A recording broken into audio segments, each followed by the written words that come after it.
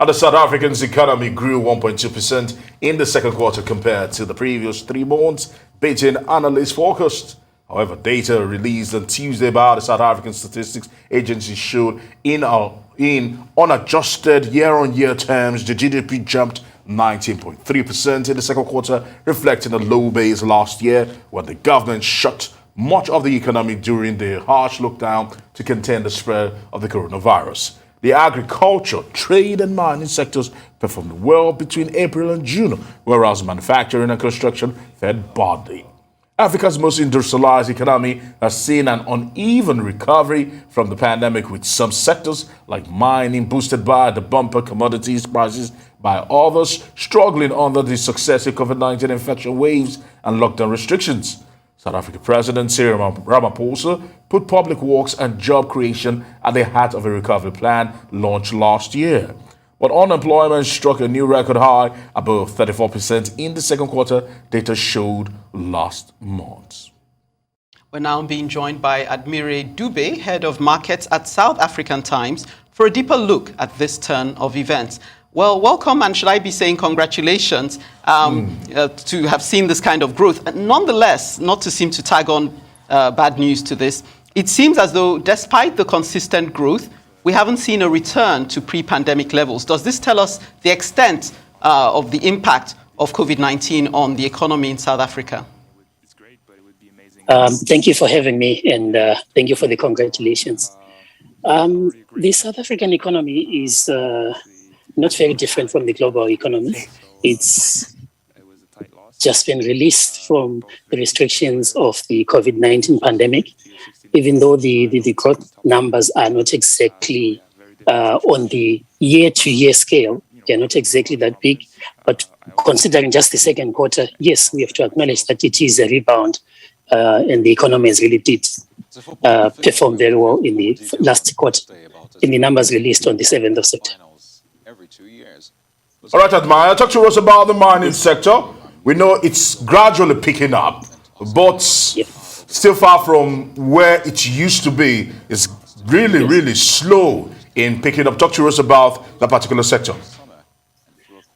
Statistics South Africa, on presenting the numbers, showed a sectoral breakdown of the whole country's economic recovery after the pandemic. And the major drivers of that sector were the transport sector, transport and communication, which grew by about 6.9%, as well as the agriculture sector at 6.2%. The mining sector that you referred to actually it performed mediocre. The mining did about 1.9%.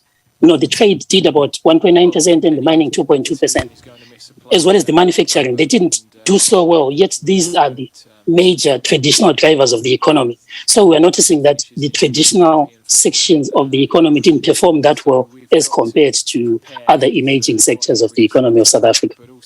Okay, are we right to say that this could be the calm before the storm, seeing that there's anticipation that the third quarter will reflect some of the protests we saw earlier on in the KwaZulu-Natal and Gauteng? Are we likely to see a dip on the back of that? Well, you are actually hitting the nail on the head there. Even the economists are not exactly as optimistic. They are expecting the third quarter to show the effects of the July riots in South Africa. And some economists are actually coming forward and saying even the numbers themselves are not exactly reflective of what has transpired within the South African economy, because the South African statistics came up with a new rebased method of calculation. Like, for instance, I can tell you that they changed the base year from 2010 and now are using the prices for 2015. And also they've included other sources of information like social media, for instance, which was not being constituted in other sectors. So figures on a piece of paper, they look exceptional, but there is a certain element of risk. How much of that growth is because of the rebasing, and how much of that growth is really from being driven by the fundamentals of the South African economy? All right, Admire, you said the mining sector performed mediocre, but That's against the backdrop of the fact that the transport and communication sector did very well, 6.9%. Talk to Rose, what was the driver here? Please say again. We're talking about contrasting the mining sector to the transport sector, transport and communication sector that did very well. All right, from the recent figures actually released, 6.9% for the transport and communication sector. What was the major driver here?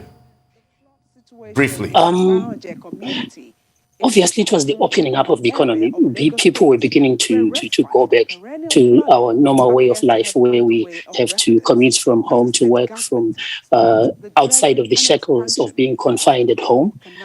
So naturally, we expect the transport sector to really be the most booming sector, because all of a sudden people can now move more than they were under the severe lockdown restrictions that were implemented by the South African government, and indeed by all other governments around the world. So it's not exactly a surprise that was the sector that was driving the economy, because the effects are almost immediate. The moment the economy is unshackled and opens up, you expect an instantaneous improvement in that number. But on the traditional numbers of mining, that's why I'm saying South Africa's economy has been driven, especially post-World War II, by the mining sector. And we tend as economists to have reservations when that sector is not exactly growing, because we know transport cannot sustain an economy as big as South Africa. So other fundamentals should come into play. And while I'm discussing that, I should also put it across that the finance and other related sectors really did so well, particularly on these numbers of the second quarter, where it contributed about a quarter of the whole South African economy, which is a sign that perhaps maybe the economy itself is evolving away from the extractive industry of mining, and now it's progressing towards what we are seeing in the first world countries, where finance and other industries are the drivers of the economy. So yes, there is a risk, but also there is some positive news on the horizon. It's good to leave it on that note. We look forward to maybe having you analyze the sustainability of this progress. Thank you, Head of Markets at South African Times, Mr. Dube. Thank you for sharing your insights.